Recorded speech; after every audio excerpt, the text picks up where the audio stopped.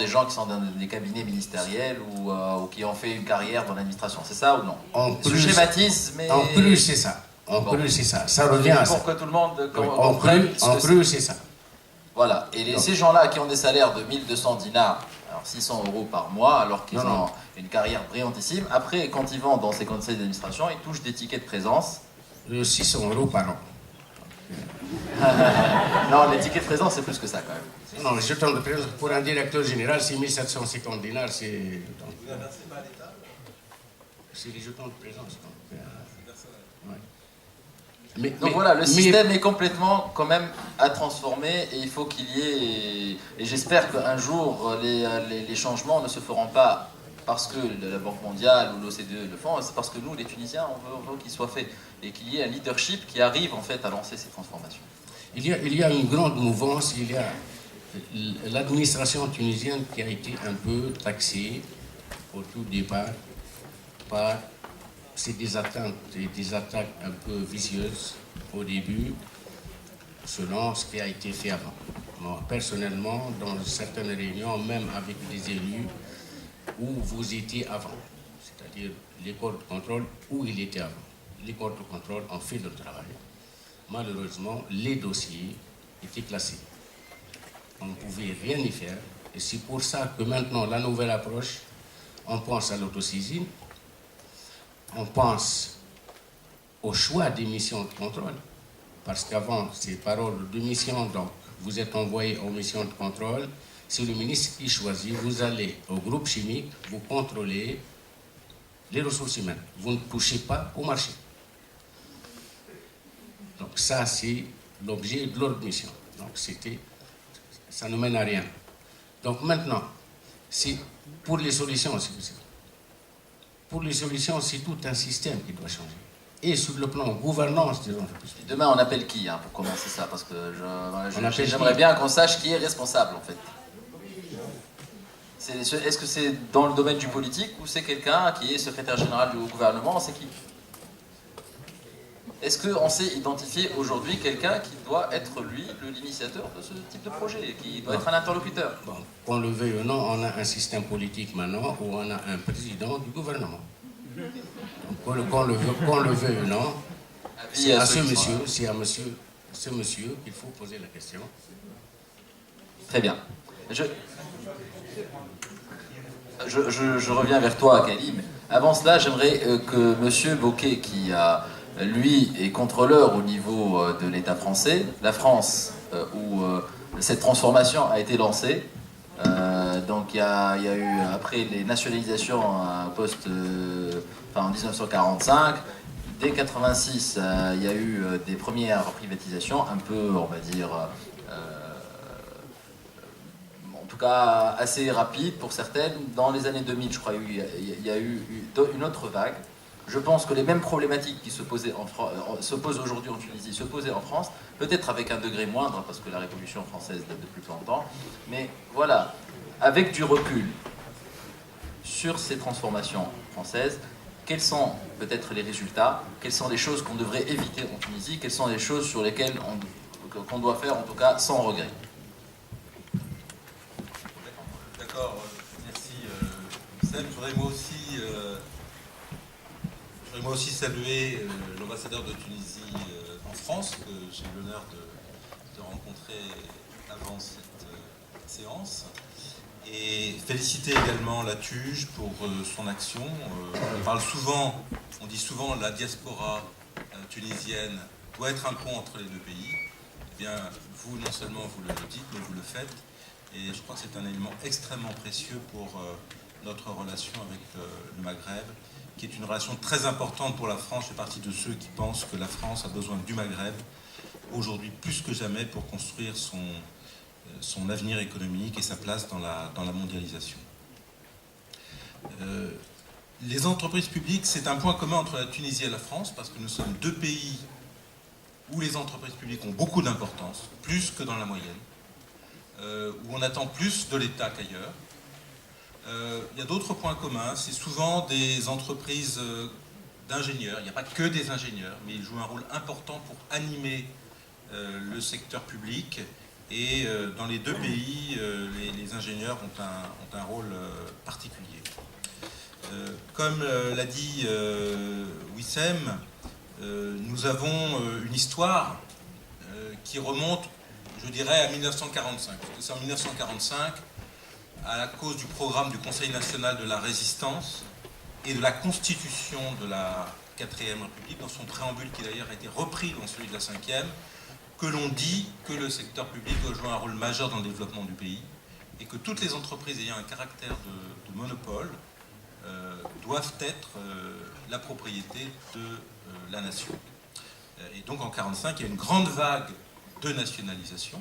Alors comme en Tunisie, il y a eu des confiscations, par exemple, est-ce que tout le monde sait que Renault a été nationalisé par confiscation parce que Louis Renault avait collaboré avec l'Allemagne pendant la guerre. Et puis il y a eu des nationalisations qui étaient plus des monopoles naturels comme EDF ou la SNCF ou d'autres qu'on a, en application de la Constitution, mis dans le secteur public. Alors en France, il y a un consensus pour ne pas faire table rase des entreprises publiques parce qu'elles ont un bilan qui globalement est un bilan intéressant pour le développement de la France. Pour vous donner quelques exemples qui, je crois, ne prêtent pas à contestation, la France n'aurait pas pris la place qu'elle a pris dans le nucléaire au niveau mondial sans EDF. Il n'y a pas que EDF, il y a aussi CEA qui est une autre entreprise publique, enfin sans le secteur public. De même, le TGV est quelque part l'enfant de la SNCF et de la collaboration entre la SNCF et le secteur privé, Alstom par exemple. Donc ça, c'est des réalisations françaises, ça fait partie de nos avantages comparatifs, je dirais, que d'avoir un secteur public fort, mobilisant des ressources humaines de qualité et travaillant dans une complémentarité avec le secteur privé. Je voudrais vous raconter une anecdote. Quand on a créé, vous savez, on a fusionné les entreprises européennes de l'aéronautique pour créer EADS en 1998. À l'époque, le ministre français des Finances était un germanophile, c'est Dominique Strauss-Kahn, et il a essayé de convaincre les Allemands non seulement de faire cette fusion, qui impliquait le groupe allemand Daimler-Benz, mais aussi d'accepter que l'État français reste actionnaire de EADS, ce qu'il est. Les Allemands ne voulaient pas. Ils ne voulaient pas parce que chez eux, les participations sont souvent gérées de manière extrêmement routinière, et ils avaient une mauvaise image, le secteur privé allemand en particulier avait une mauvaise image de la façon dont la tutelle du secteur public était. Et quand Dominique Strauss-Kahn est arrivé avec des jeunes du Trésor qui avaient des responsabilités très importantes, des gens un peu comme Karim Tajedine, eh bien les Allemands ont changé d'opinion parce qu'ils ont vu qu'il y avait aussi là la ressource humaine. Il y avait, grâce à la direction du Trésor et à sa capacité à donner à des gens très jeunes des postes de responsabilité, il y avait un esprit qui n'était pas forcément différent de celui qu'on voyait dans une multinationale. Alors je vous rassure, je ne vais pas dire que du bien de la France, mais je préfère commencer par dire ce qu'il y a de positif avant de passer aux aspects plus controversés. Donc si je comprends bien, là, sur ce qui marche bien, c'est d'arriver à intégrer des ressources jeunes, dynamiques, compétentes pour mener la transformation. D'ailleurs, ça rejoint ce qui a été dit tout à l'heure. Voilà. Mais aussi, quand il y a un souffle, quand il y a une volonté de développement, quand il y a des ambitions, ce qui était le cas de la France de l'après-guerre, qui a investi beaucoup dans ses infrastructures à travers les entreprises. D'accord, mais néanmoins, la vague de privatisation qui a été menée depuis les années 80 était une vague non seulement idéologique, mais également qui avait des causes économiques. Alors, avant, bien sûr, mais avant ça, si vous voulez, il y a deux choses qui ont conduit aux privatisations en France. Il y a eu, je dirais, les dérégulations, la vague Thatcher-Reagan des années 80, l'arrivée de nouveaux produits pour lesquels le secteur public n'était pas pertinent, par exemple les télécoms, le mobile, où il faut une hyper-concurrence, une hyper-innovation. Il est évident qu'un monopole public n'est pas le mieux placé. Ça ne veut pas dire qu'il est complètement écarté, mais il faut de la concurrence. Donc il y a eu ça, qui était le choc externe qu'ont subi les entreprises publiques. Mais avant cela, il y a eu une critique interne sur laquelle je vais me permettre de dire un mot, qui était le grand bilan qui a été fait par Simon Nora, qui est un inspecteur des finances prestigieux, le frère d'un grand historien qui s'appelle Pierre Nora d'ailleurs, son frère vit encore, Simon Nora est décédé, Et Simon Nora a fait un rapport que quand on préparait l'ENA, on utilisait comme modèle de rédaction, de clarté. Et donc quand j'avais acheté ce rapport, quand je préparais l'ENA, et quand Wissem et Amine Aloulou m'ont appelé pour me proposer d'intervenir devant vous, j'ai cherché dans mes archives et j'ai retrouvé le rapport Nora, que j'ai relu hier soir, et qui date d'avril 1967, commandé par le général de Gaulle, et qui fait un bilan absolument remarquable, que vraiment je conseille à tous de lire, et dont je vais vous donner quelques éléments. Vous l'offrez aux archives de la TUJ, c'est ça? Si vous voulez. Alors d'abord, je crois qu'il faut bien comprendre que dans une entreprise publique, il y a une mission, un objectif, mais il y a aussi forcément une ambiguïté. Parce qu'on décide qu'une entreprise va être publique dans la mesure où on ne veut pas qu'elle ait un strict objectif de profit. Ça, c'est la base, sinon il ne faut pas faire d'entreprise publique. Et donc, à partir du moment où on dit qu'elle n'a pas seulement un objectif de profit, évidemment, il y a une ambiguïté dans ces critères de gestion. Et évidemment, on a tendance à menacer l'aiguillon de bonne gestion qui est le profit. Donc, je crois qu'il faut avoir conscience de cela. Et si on ne regarde pas cette vérité en face, on ne peut pas avoir une gestion saine du secteur public. Donc, il y a d'un côté d'autres objectifs qui sont légitimes, qui peuvent être très importants pour le développement du pays, pour la cohésion sociale. C'est le cas en Tunisie, par exemple, pour l'accès des Tunisiens à un centre de services publics. C'est des choses qui sont très légitimes, qui peuvent être très utiles, qui peuvent être économiquement, je l'ai dit tout à l'heure, très performantes. Mais il y a toujours un risque de dilution du critère de gestion. Ça, je crois que c'est le problème qu'il ne faut jamais oublier. Alors, par exemple, je vais vous donner une illustration de cela. Le secteur public doit évidemment être un secteur exemplaire socialement, parce que c'est des grandes entreprises, parce qu'il a ce rôle dans la nation, mais il ne faut pas non plus qu'il soit capturé par les salariés de ces entreprises dans leur propre intérêt. Nous, par exemple, qui nous vantons du secteur public à la française, que le monde entier est censé nous envier, nous avons connu pendant très longtemps des grèves du secteur public qui paralysaient le pays. Des grèves, moi j'ai connu quand j'étais petit, mon père travaillait à EDF et j'habitais au 23e étage à Marseille pendant mai 68. Ben, pendant 3 semaines, on a dû monter des 23 étages à pied parce qu'il y avait une grève d'EDF qui a duré 3 semaines. Alors, après, il y a eu le nucléaire, ce qui fait que comme c'est compliqué d'arrêter les centrales nucléaires, la CGT a compris qu'il ne fallait plus faire de grève. C'était très bon pour la santé. Effectivement, enfin, pour les ménagères qui travaillaient, c'était quand même pas très facile. Pour ma mère, je ne crois pas qu'elle avait un très bon souvenir. On a connu les grèves des postes, les grèves de la SNCF, etc. Donc ça, c'est un exemple. Je ne dirais pas d'une dérive, parce que le droit de grève est respectable, mais du fait qu'on donne des privilèges aux entreprises publiques et à leurs salariés. Il faut qu'en face de ces privilèges, il y ait des contreparties. L'autre exemple, c'est le rapport au secteur privé, qui est un rapport, là aussi, extrêmement complexe. Une des difficultés du secteur public, chez vous comme chez nous, c'est son hétérogénéité. Et qui est un peu inévitable, parce qu'il y a des choses, je vais vous donner un exemple. Il y a des cas où on nationalise une entreprise parce que l'activité n'est pas profitable, et donc on préfère que ce soit confié à l'État. Par exemple, si on veut que les prix de l'électricité soient bas, ça ne sera pas profitable. Donc il n'y a pas d'autre solution que d'avoir une entreprise publique, ou là il faut un système assez compliqué de compensation, de transfert financier. Il y a d'autres exemples où on nationalise une entreprise parce que c'est très profitable et qu'on ne veut pas que le profit aille au secteur privé. Et si je peux me permettre de prendre un exemple tunisien, les phosphates, c'est typiquement cela. Comme l'était chez nous les mines de potasse ou le pétrole. On estimait qu'on ne voulait pas que le profit devait aller à... Donc il y a une ambivalence, là aussi, dans le rapport au secteur privé. De même, il y a des cas où les entreprises publiques se font les porteuses de l'ensemble de l'économie, et je crois que ça doit être, par exemple, je faisais allusion au travail que je fais sur les colocalisations, c'est les investissements communs qui peuvent avoir lieu entre la France et la Tunisie. Je suis persuadé que les entreprises publiques peuvent jouer un rôle important des deux côtés. Mais il y a d'autres cas où le secteur privé ressent les entreprises publiques comme, sinon prédatrices, qui serait peut-être injurieux et injuste, mais comme abusant et étouffant un peu. D'ailleurs, chez nous, pendant longtemps, le Conseil d'État a combattu certaines nationalisations ou municipalisations locales, parce que contraire à la liberté du commerce et de l'industrie. Donc il y a quelque chose, je crois, d'assez complexe dans la relation. Alors, face aux situations compliquées, il faut des principes forts et clairs. Et je vous en proposerai 3. Je crois que le premier principe, Monsieur Ben Mosba y a fait allusion tout à l'heure, c'est l'autonomie. On ne va pas appeler quelque chose une entreprise s'il n'y a pas un patron et une autonomie des instances responsables. Donc l'autonomie, c'est la première chose. Sinon, qu'on dise que c'est un service de l'État, mais si on emploie le mot d'entreprise, on peut avoir des critères différents, mais il faut qu'il y ait un patron, une autonomie de cette entreprise dans ses organes sociaux. Ça, je crois quel que soit le niveau de participation de l'État dans cette entreprise. Quel que soit le niveau de participation, il faut qu'il y ait une autonomie. Ça ne veut pas dire l'autonomie des objectifs. Hein?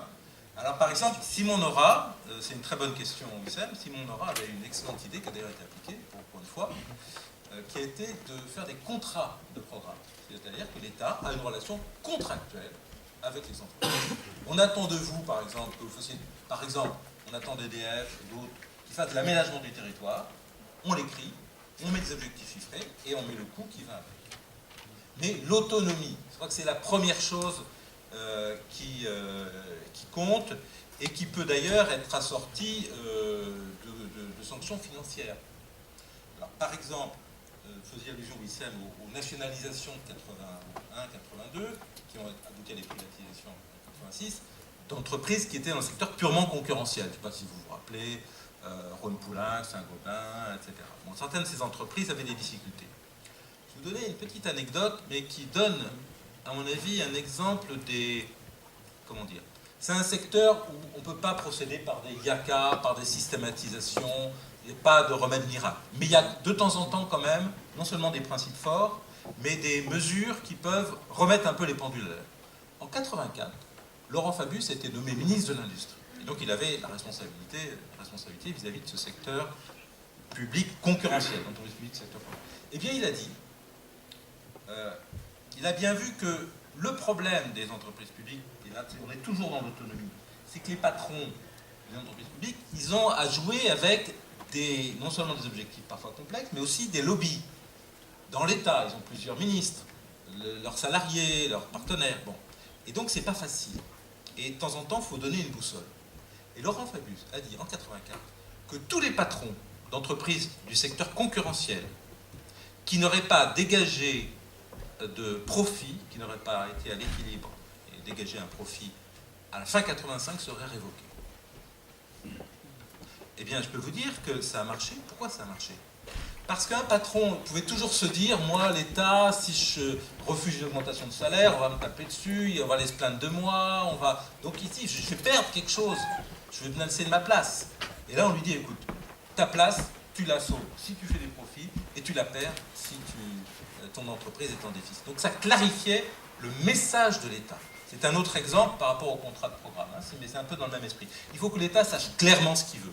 Si les entreprises publiques sont le refuge de l'indécision publique, évidemment, on leur donne une équation impossible. Donc il faut que, je dirais, le cœur de l'âme de l'entreprise publique, les objectifs, ce qu'attend l'État, il faut que ce soit sain, clair et sain. Si ça ne l'est pas, rien n'est possible. Alors, donc premier principe, à mon avis, c'est l'autonomie. Le deuxième principe, c'est l'équilibre des droits et des devoirs d'une entreprise publique. Une entreprise publique, elle a toujours quelque part des privilèges ou des droits. Par exemple, une entreprise publique secteur concurrentiel, elle n'est pas opéable, parce qu'elle a l'État qui est à son capital. Une entreprise du secteur public, on pense qu'elle ne fera jamais faillite.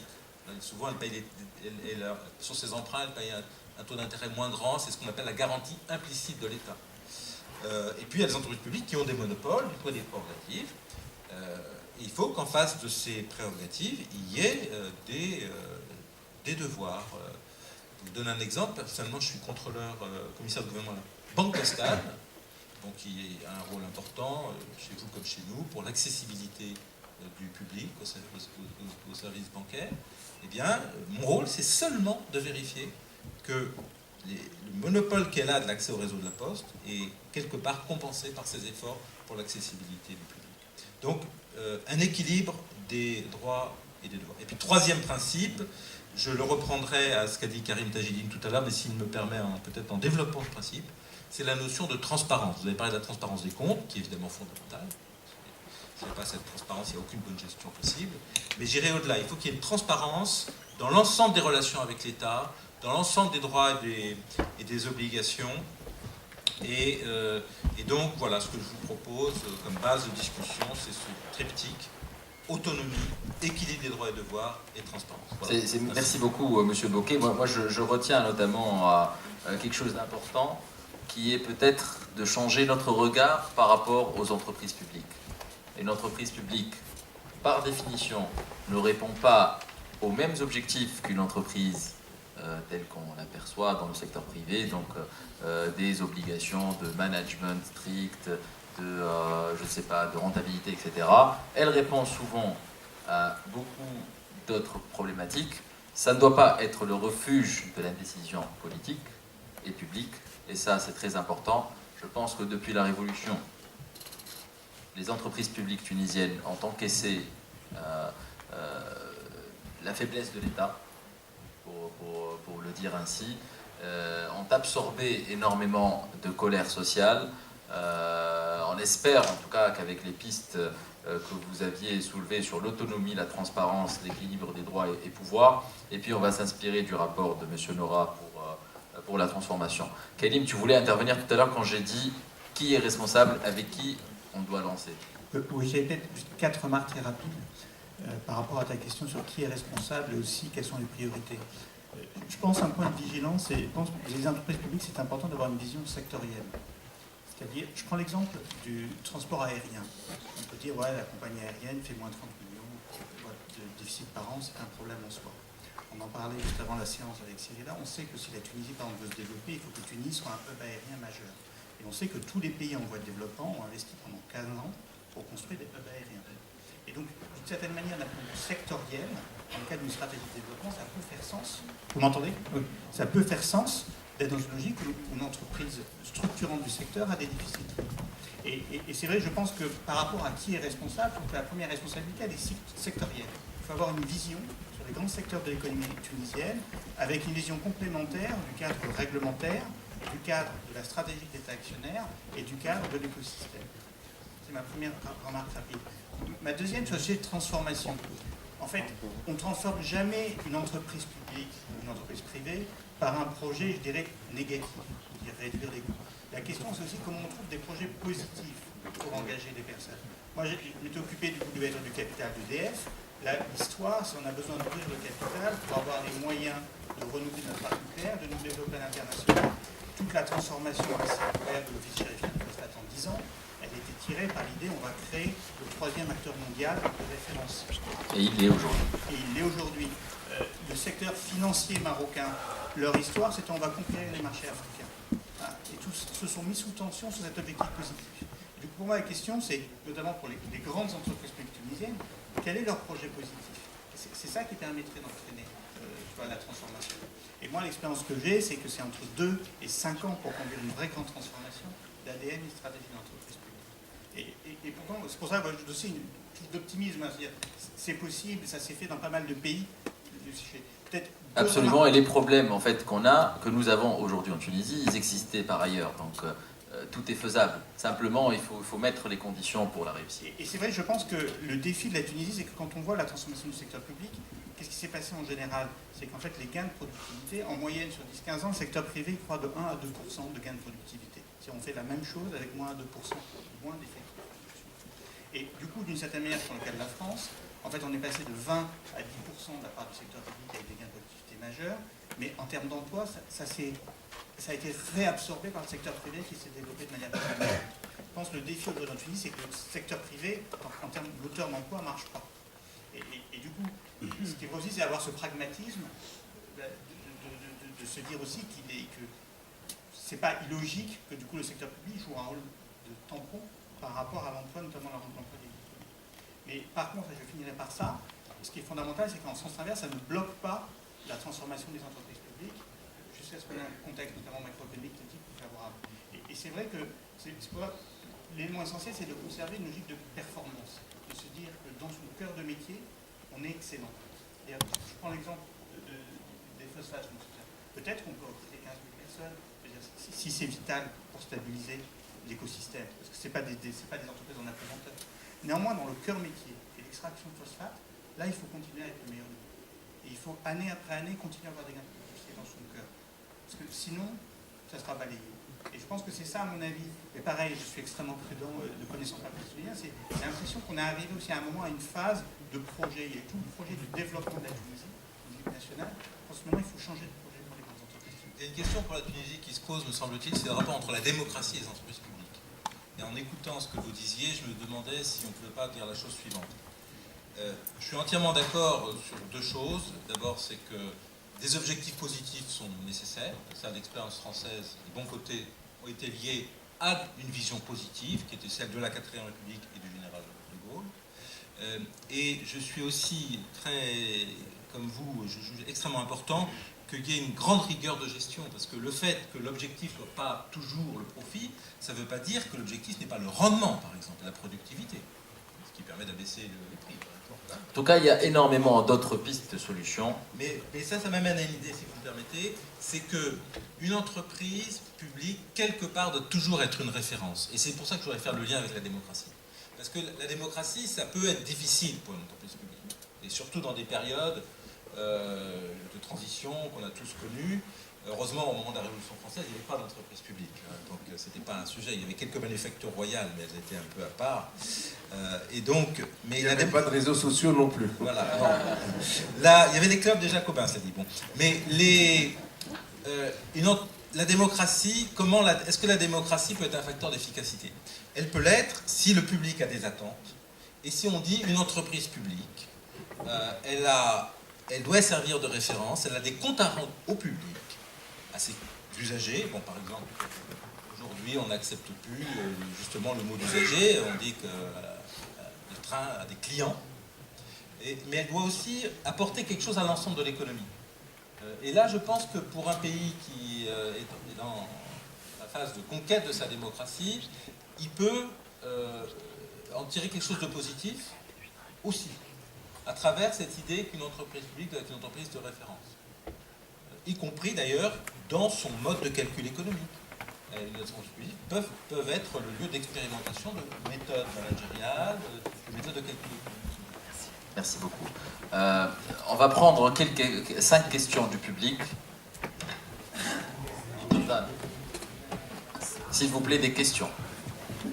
Juste avant, en fait, Wissem, juste avant, en fait, on va prendre les questions qui sont arrivées via Twitter, en fait. Très bien. Très rapidement. En fait, il y a juste elles viennent de là. Elles viennent normalement de là. Normalement de là. Après, peut-être c'est des questions qui ont été déjà traitées. Alors, question de Mohamed Ziyah Hamami. Donc, il s'interroge, un arsenal de lois, point d'interrogation, aucune loi sur le conflit d'intérêts. Donc, c'est une question, c'est peut-être celle adressée. On prend toutes les questions et après on y répond. Okay. Et une autre question, en fait, de Nassimou. N'y a-t-il pas urgence à s'occuper également du problème d'argent? 2 points, transparence et contrôle. Je les transmets telles qu'elles sont. Donc sur les conflits, la loi sur les conflits d'intérêts, c'est Abd Nasr.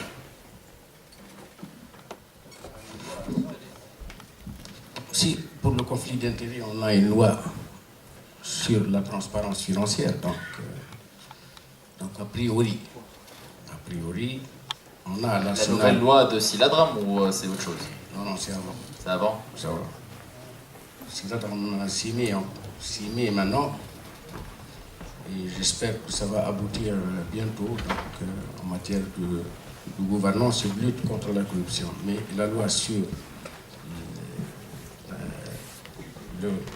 la transparence financière, elle existe. Je sais que ce n'est pas la même chose. Donc, transparence financière et conflit d'intérêts, oui, il y a une absence ou une omission manifeste mise à part pour les chefs d'entreprise publique. Donc le chef d'entreprise publique, même s'il loue un local qui appartient à l'arrière petite cousine de sa femme, il doit le signaler au conseil d'administration. Donc là, il est bien ficelé. Mais pour les autres, effectivement, l'arsenal manque encore. Donc il y a une loi, elle doit se transformer. C'est la transparence financière. Doit l'intégrer. C'est là donc je crois qu'il s'y met, donc on va se rattraper. Très bien. On prend 4-5 questions de la salle. Oui, monsieur, ensuite mademoiselle. Bon, on commence par mademoiselle. si vous souhaitez. Juste, on a déjà en fait un intervenant ici. Mademoiselle, Ok. on commence par les Très demoiselles. bien. Ok.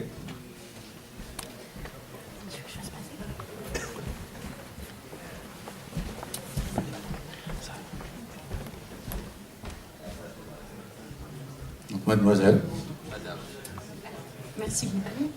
Donc tout d'abord, justement, il n'y a pas. Merci beaucoup pour les interventions très riches. Il n'y a pas de présence féminine dans votre table ronde, donc ça témoigne un peu de l'absence de Venez avec compétences Voilà, dans les entreprises publiques tunisiennes, donc de compétences féminines.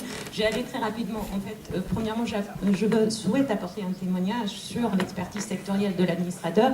Donc j'ai assisté il y a 2 jours à une conférence organisée par l'AMF et l'IFA sur quel fonctionnement du conseil le fonctionnement du conseil d'administration, quelle transparence et quel mode de fonctionnement. Et il s'avère, donc la conclusion en fait, c'est que l'administrateur doit avoir une expertise sectorielle, quelle que soit l'entreprise auprès de laquelle il siège, donc qu'elle soit dans le domaine public ou privé. Donc c'est un témoignage qui rejoint un peu les conclusions de votre table ronde. Et mes deux questions sont sur... Vous avez évoqué que l'OCDE a ouvert un chantier en Tunisie sur la gouvernance. Et je souhaiterais poser la question, quel rôle les institutions peuvent jouer dans la transformation ou dans le renouvellement de la gouvernance des entreprises tunisiennes, donc publiques, l'OCDE ou la Banque mondiale. C'est-à-dire quel rôle peuvent ces institutions jouer? Quel rôle des femmes dans les conseils d'administration des entreprises publiques tunisiennes? Et ensuite, la troisième question... On va faire 3 conférences pour vous. Donc, rôle de la femme, rôle des institutions internationales, et le troisième, c'est quoi? La deuxième question, quel rôle des femmes, en fait, quel rôle les femmes peuvent-elles jouer dans la transformation de la gouvernance des entreprises publiques tunisiennes? Et la troisième question, juste, comment vous pensez, donc monsieur de la STEG, comment vous pensez que la Tunisie pourra répondre au renouvellement donc, des cadres et des techniciens de la STEG? Voilà. Ok, on prend une deuxième question ici. Merci. Ramadan, Juste, il faudra être un peu dans l'ordre, bref en fait. Oui. Mohamed, c'est bon. Bonjour. J'essaierai d'être assez bref. Question sur le rôle des entreprises publiques concurrentielles. Qu'est-ce qu'on attend des entreprises publiques concurrentielles vis-à-vis d'entreprises à ce moment-là privées? Et quid des entreprises monopolistiques quand il y a des ouvertures de marchés régionaux comme la France vis-à-vis de l'Europe?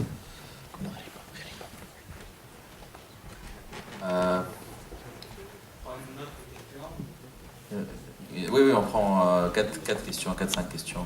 Okay. Bonjour, alors ma question c'est vraiment concernant le recrutement dans les entreprises publiques. Question numéro 1, c'est en fait, vous parlez qu'actuellement le recrutement est assez difficile parce qu'on vous propose des profils qui ne correspondent pas à vos besoins. Sauf que moi je sais qu'avant la Révolution, le recrutement dans les entreprises publiques était d'une opacité et d'une incompréhension incroyable pour les jeunes ingénieurs. Et quand on regarde l'exemple par exemple du Maroc, qui lui offre des opportunités très intéressantes pour les ingénieurs qui ont la chance d'avoir un cursus en France, et qu'on n'a pas retrouvé en Tunisie, ni avant la Révolution, et encore moins après. Donc, quels sont... Enfin, on est d'accord sur est-ce qu'il y a des choses... C'est quoi la question? Mais justement, qu'est-ce qui est proposé et pourquoi cette opacité On prend une dernière question en fait. On prend... Il y a une question ici, Ramadan et Mohamed.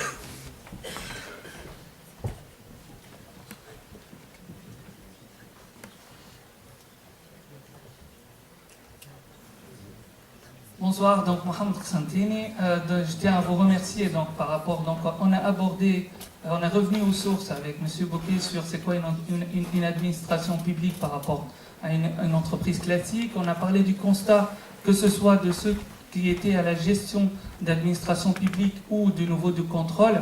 Donc le constat de manque d'autonomie ou de plus de contrôle et des dossiers classés. Maintenant, je reprends la question de Wissem. Par où commencer? À qui s'adresser?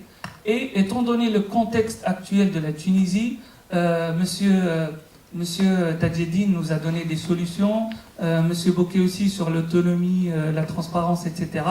Mais quelle stratégie justement, parce que les solutions, j'imagine, enfin j'ose espérer qu'il y a d'autres gens qui sont en train de réfléchir actuellement en Tunisie sur ces sujets-là. Qu'est-ce qui fait qu'ils traînent? Est-ce qu'ils existent ou pas déjà? Est-ce qu'il y a eu ce travail-là?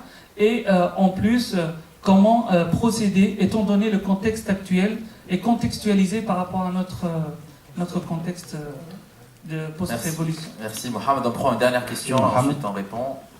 Ici.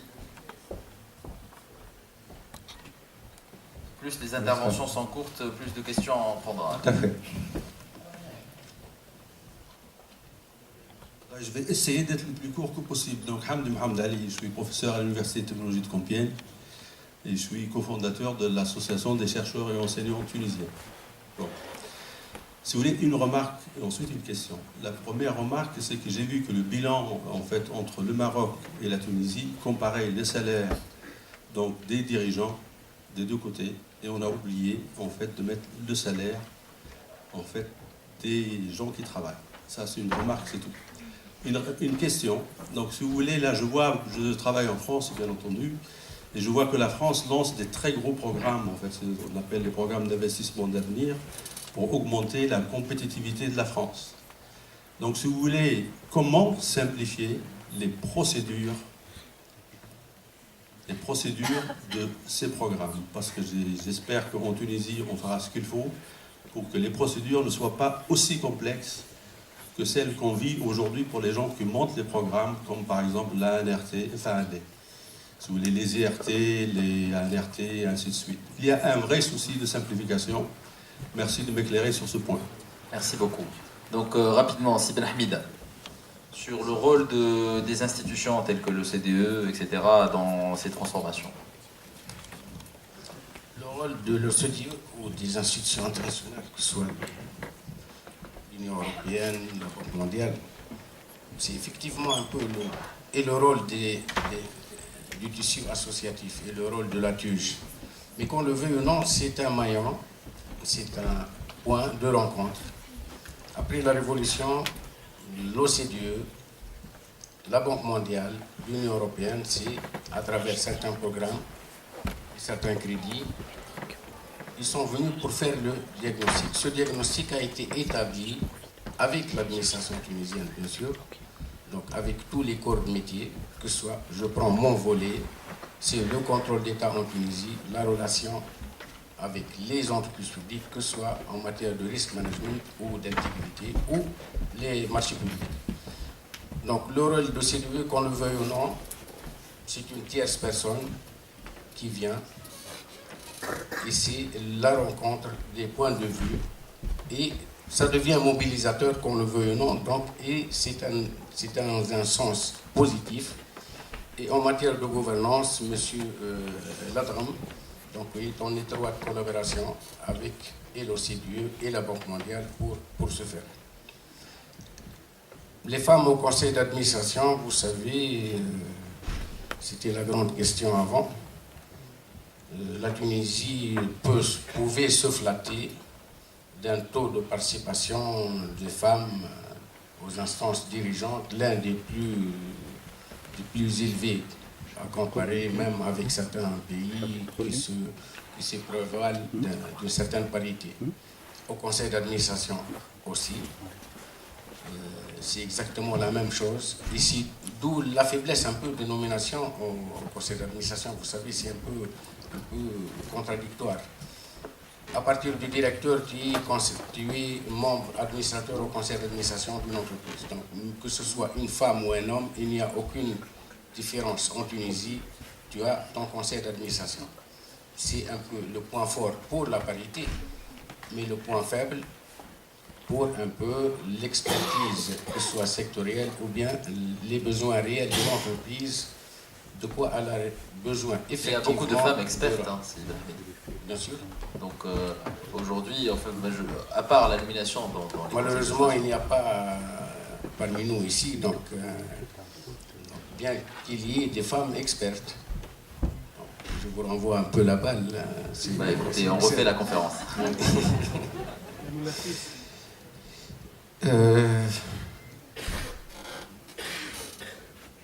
coup, commencer à qui poser la question. Ou bien la simplification. Je préfère la simplification des programmes. Les chantiers sont ouverts effectivement, malheureusement ou heureusement, avec l'OCDE et les instances internationales. Mais le travail est pratiquement fait. Simplification de toutes les procédures et du contrôle. Simplification de la réglementation des marchés publics, parce que c'était très très lourd. Il y avait une multitude de textes pour les marchés publics qui faisaient que, vous savez, on pose parfois la question qui nous a été posée par notre chef du gouvernement dans une des réunions, pourquoi le développement régional ne s'est pas fait. Effectivement, parce que vu les délais impartis aux appels d'offres, à l'ouverture, aux commissions de déploiement, effectivement, et le moindre pépin qui arrive en cours de route, et on perd facilement entre 6 et 8 mois. Avec notre réglementation des marchés publics actuelle, effectivement, il y a un problème de développement. Et le rôle imparti aux entreprises publiques dans cette histoire-là, effectivement, on doit gagner en souplesse dans nos textes applicables en matière surtout de réglementation du marché public. D'accord, merci Sibn Hamid, si vous permettez. C'était un peu, je crois que si Seliba va nous parler de la partie recrutement et opacité. Monsieur Bocquet, vous vouliez dire quelque chose sur le CDE, oui, sur le rôle des entreprises publiques. Oui, un petit complément sur l'OCDE avec lequel je sais que vous ne serez pas en désaccord. Je crois que les organisations internationales, puisque telle était votre question, ont un rôle essentiel à jouer dans le domaine des entreprises publiques pour faire connaître des exemples de bonnes pratiques. Parce que l'un des problèmes des entreprises publiques, c'est quelque part qu'elles sont toutes seules et parfois elles manquent un peu de repères objectifs. Parce que c'est une entreprise qui a une mission particulière dans un pays particulier, qui n'est pas comme les entreprises privées, etc. Et donc fournir des exemples de bonnes pratiques tirés de l'expérience mondiale, c'est extrêmement utile. Et là, je renvoie à un document de l'OCDE que je pourrais envoyer facilement à la TUJ, qui sont les lignes directrices de l'OCDE pour les entreprises publiques, qui sont un bon exemple de bonnes pratiques. Ensuite, une question que posait Mohamed tout à l'heure, les entreprises publiques du secteur concurrentiel. Quel rôle on doit leur donner? J'aurais tendance à vous répondre par un mot, politique industrielle. C'est-à-dire que, en tout cas, c'est en France la vision qu'on a. Quand une entreprise est publique, qu'elle fait exactement la même chose que font des entreprises privées, il faut qu'il y ait des raisons de politique industrielle, qu'elle contribue au tissu économique, et je crois que ça c'est vrai aussi pour un pays en développement. Enfin, ce n'est pas une réponse définitive, mais voilà ce que je vous propose comme possibilité de réponse à votre question. Très bien, merci beaucoup. Seliba, donc il y a eu des questions sur l'opacité des recrutements, vous étiez aux manettes. Alors, l'opacité, je pense que pour les ingénieurs diplômés des écoles françaises, ce à quoi vous faites allusion, je crois que régulièrement, les dirigeants passent ici pour essayer d'intéresser. Le problème qui a été évoqué, c'est que les entreprises publiques ne sont pas compétitives. En termes de salaire, les salaires ne sont pas attractifs. Je me souviens que moi-même, en passant il y a 4 ou 5 ans, j'étais venu pour recruter parce que les projets que portait le groupe chimique tunisien, le partenariat tuniso-indien, la rénovation des mines à l'époque, nécessitait d'avoir des ingénieurs d'un certain gabarit. Vous savez que la compagnie des phosphates n'a pas recruté un ATUGéen depuis plus de 20 ans. C'est quand même dramatique que des entreprises qui jouent sur la scène internationale. Je comparais avec Mostafa Tareb, le patron de l'OCP, c'est dramatique qu'on n'arrive pas à avoir des cadres de qualité aux commandes de ces entreprises publiques.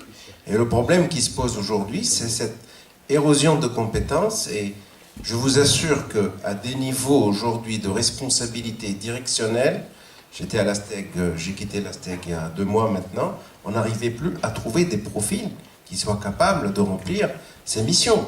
Alors, opacité, je ne pense pas, parce qu'il y a une batterie également de réglementation avec la présence des contrôleurs d'État. Vous savez qu'un concours à l'ASTEG, j'ai vécu le concours de 2000 ans, je crois, on nous avait autorisé 800 personnes. Il y avait 40 000 candidats. Sur les 800 personnes, c'était 16 profils. Donc, Vous imaginez le temps matériel d'organiser ces concours avec la participation du partenaire social, du représentant de l'État, le représentant du personnel.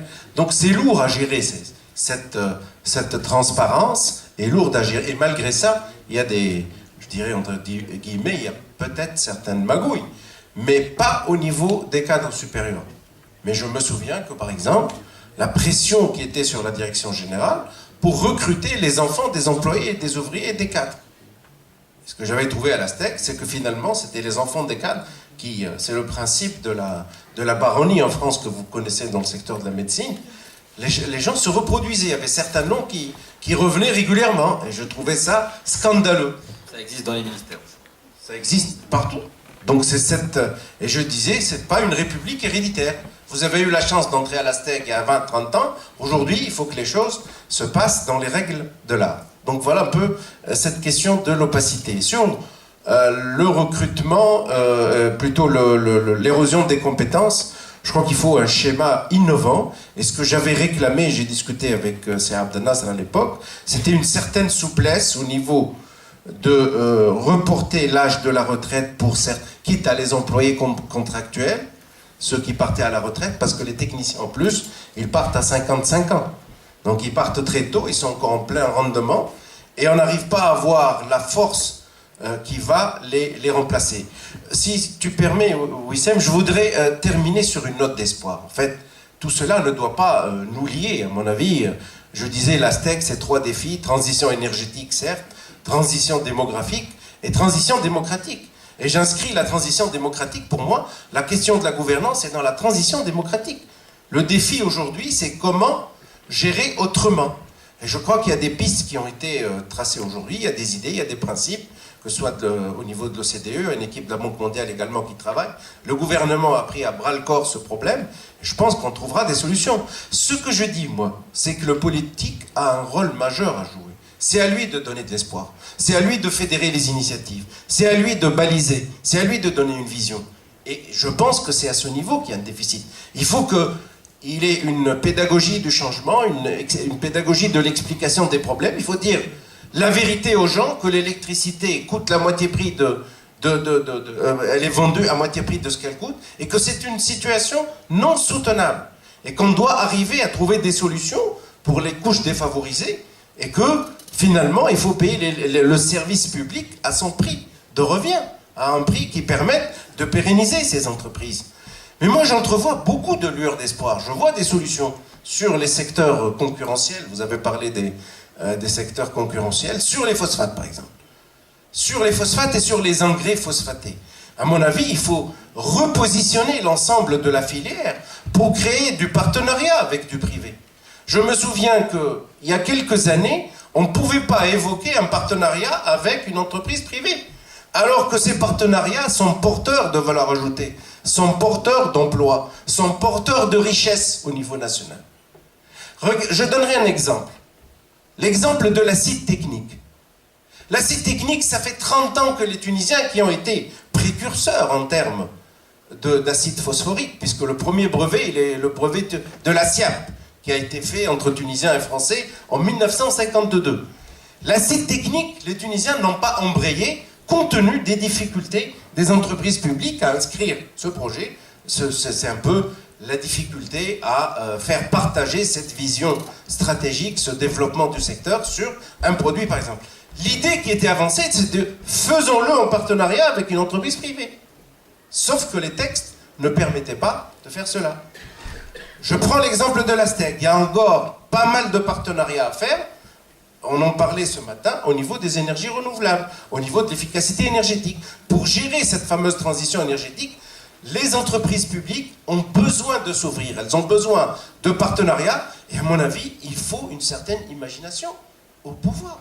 C'est comme on le disait en France il y a 20 ans, je crois. Il faut de l'imagination au pouvoir. Il faut de nouvelles voies qui permettent de reconstruire. Je plaidais ce matin pour démonopoliser le secteur de l'électricité et le réformer, tout en l'Astec gardant une position d'acteur de référence, d'acteur dominant. Et elle peut le faire moyennant un partenariat. Et pour contrôler un secteur, vous n'avez pas besoin d'un monopole. Vous pourrez conforter votre position, faire du partenariat. Et les partenariats, pour moi, je dis, sont porteurs de valeur ajoutée et donc de progrès économique et social pour la collectivité. Voilà. Très bien. Très bien, merci beaucoup. Je pense qu'on a parlé d'énormément de choses, mais je retiens quelques éléments qui se sont répétés un peu dans vos interventions. D'abord, il y a la question de la transparence. Aujourd'hui, il faut qu'on arrive à reconnaître, à identifier les problèmes, à réellement faire la transparence financière sur les entreprises publiques, à reconnaître qu'il y a une transition technique et démographique dans ces entités, à comprendre également